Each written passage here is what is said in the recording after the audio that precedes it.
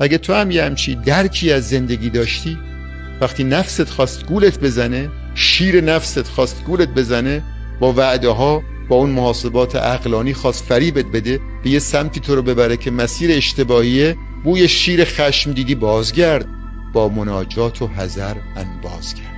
انباز یعنی رفیق بشو. رفیق چی بشو؟ رفیق مناجات. با خدا مناجات کن، با پرهیز کردن، با تقوا. وا نگشتند اون گروه از گرد گرگ مهنت گرد آمد سترگ. اون گروهی که فریب نفس رو خوردند بر نگشتند، همچنان مشغول چرا ماندند و گرگ مهنت و گرگ بدبختی و بلا آمد بعد از گرد. بعد از اون گرد و خاک فرو نشست، گرگ ظاهر شد و سترگ بود و اونها رو از بین برد. بردرید اون گوسفندان را به خشم، که ز چوپان خرد بستند چشم.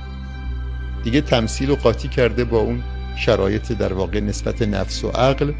میگه چوپان خرد رو وقتی که بیهوده بذاری و بخوای به نفست عمل کنی، دچار همچین مشکلاتی میشی.